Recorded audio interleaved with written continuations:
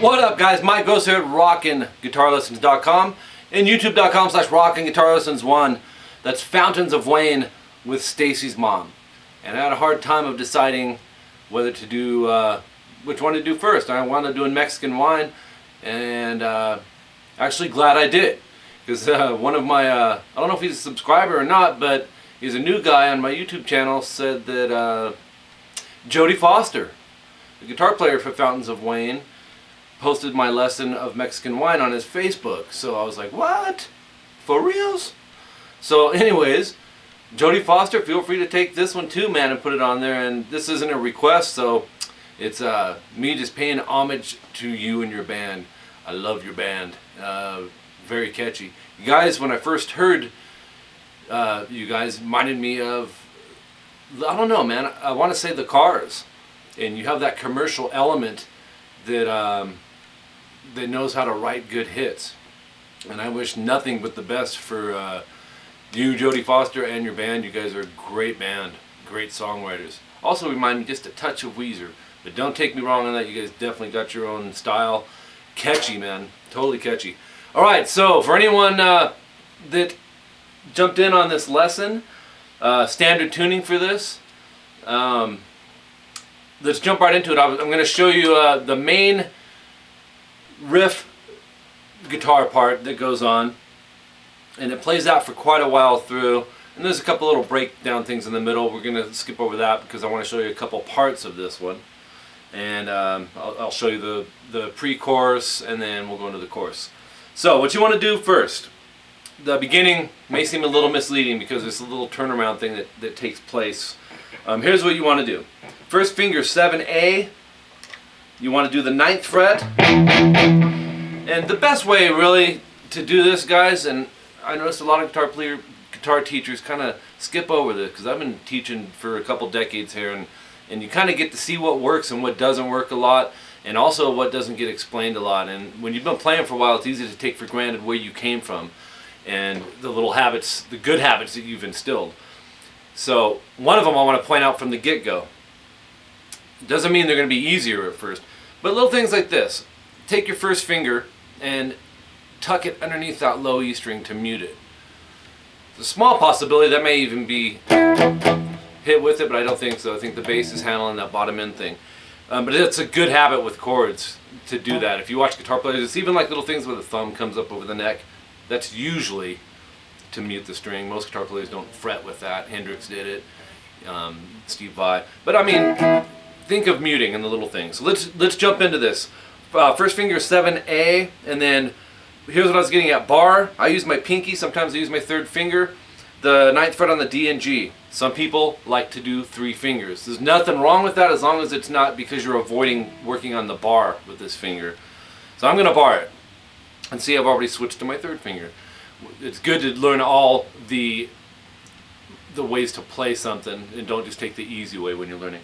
Okay, so you want to palm mute. If you don't understand palm muting, I have some lessons on my channel about palm muting. And you're going to go A, D, and G 3 times. And then move up to the 5th fret. That's an E power chord with the octave. Then we're going to move up to 5E with the first finger, and then you need 7, 7, A, and D. And go 1, 2, 3, 4, 5. So it's 3 and 5. And music can be very mathematical at times, but I try not to think of it that way. Try to use your ear, that's the best tool you'll ever have. Okay, I'm palm muting all this. Okay, then the next part is 3rd finger, 7E. Pick that once, middle finger, 6A, and 3rd finger, 7A. So you'll have, and then back to this A power chord that we're doing, 5E first finger, and then 7A and D. And he may be just doing a straight power chord there, but like I said, it's a good habit for many reasons to lay this a little flatter. It can mute out the underneath strings to keep your playing cleaner. 1, 2, 3, 4, 5. Let's play it up to there.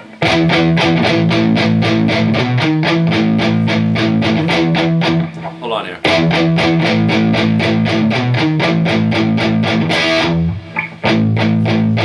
It's 4 times, and this is kind of, it's a cool little beat the way they did this. 1, 2, 3, 4.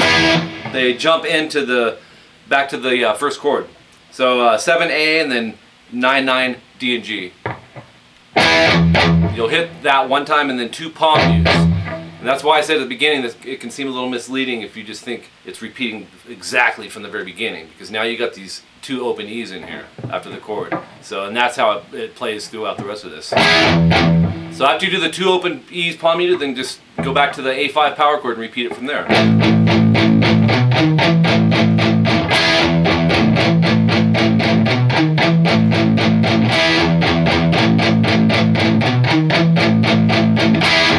Alright, so that's going to run for a while. There will be a part where it goes, before that little clack, clack, clack, hand clap thing, it'll go. Then you have the ch-ch-ch. Then it keeps going. The next part, the pre-chorus, is 4E and then 6, 6, A and D. And just, they're called eighth notes. 1 and 2 and 3 and 4 and. So 8 times. Okay, that's a A flat chord. Let's move it up a half step, which means 1 fret. And we're on 5E, 7A, 7D. Do the same thing there, 8 times. Go back to the A flat. Back to the A and go 1, 2, 3, 4, 5. And then rest after the 5th hit. I call it the old karate chop. But stick your hand over the strings to stop it. So it'll be rest. And then the chorus I want to show you, which is catchy. I love the chord layout in this. A major to A2. Go. Well, let's break it down. A major, which is first finger 2D, middle finger 2G, third finger 2B. Strum from the A string down. Notice the thumb, I was talking about that earlier. It's just a good habit. That's just muting the string is all. So, we're going to go A through high E. If you don't hit the high E, it's not a huge deal. It's not the dominant note in there, but... So you'll strum it and then lift your third finger off. That becomes A2. It kind of follows the vocal melody. Da-na-na-na. So then you'll strum it twice after that. Then we move to E major, middle finger 2A, third finger 2D, first finger 1G. So strum, rest, 2 more strums. Then go 2A, 4, 4, D and G. This time I'm going to use 3 fingers, I'll show you why. And I'm tucking that first finger underneath the low E to mute it. Think of, got it going on, okay? 1, rest, 1, 2, and then slide that a whole step. That means 2 frets. Up to 4, 6, 6. And drop that middle finger on 5th fret B, that'll define it as the minor chord. You hit the A through B. If you hit the high E, not a big deal. I think they mute that though. So after you slide there, go 1, 2, 3. Then repeat that whole thing. And then the third one. Okay, after you hit the E major, you strum, rest. 2 more strums, and then I dig this chord. My band, the Venmo, back in the day that we had, this song actually inspired me on this little part. It's the little things, man, that color a song, man, and make it stand out. And it's a simple chord, it fits it. 3A, first finger, 4D, middle finger. So we have... So, A and D, rest. And then 2 more hits. 1, 2, 3, 4, 5 on C sharp minor. That's bar the 4th fret A all the way down. Go middle finger 5B, pinky 6G, third finger 6D. 1, 2, 3, 4, 5. And then go to the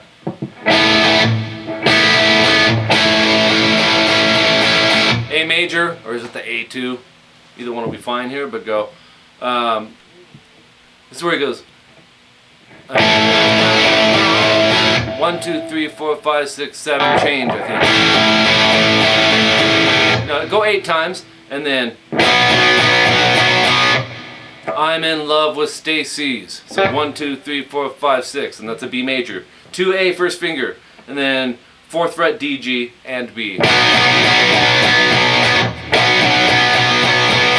Wait, 6 times. No, it's 7 times. And you go right back and start it over. Up to the, and that's the little accent things I'm talking about that are cool. It's easier for me when I don't have to think about it. When I'm teaching it, it's a little different.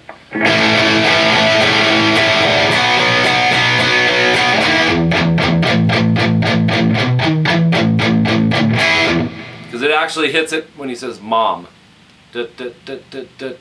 Mom. That's where you do the change. Alright, so I gotta go. Kind of a long lesson. Jody Porter, hopefully you watch this one, man. Love your band. And this is for you and anyone else that winds up on this page. I'm Mike Gross. rockinguitarlessons.com should be here September of 2012.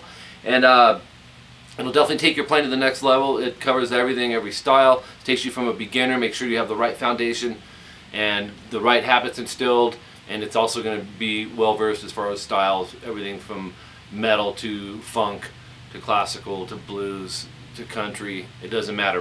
It's gonna be covered at rockinguitarlessons.com. $20 a month. It's a small price to pay to take your playing seriously. And then youtube.com/rockinguitarlessons1. If you're not subscribed to my channel, go subscribe. Once you do, you can bring in requests. And I'm not one of those teachers that just leave you hanging. I will actually answer your questions. If you're stuck on something, you know, that's a guitar teacher should take care of their students, and if I couldn't do it this way, I wouldn't even waste my time doing the lesson. So, and I also like to stay true to the integrity of the original artist and give it to you how they're playing it, keeping in mind no one's perfect, but you know, using my ear and getting this stuff accurate, not just throw-togethers. All right, man. So subscribe, comment, like, all that stuff. Any questions, let me know, and I'll clear it up for you. Until next time. Go listen to Fountains of Wayne. If you're a younger person or an older person, go check Fountains of Wayne out. Great band. All right, man. See you guys.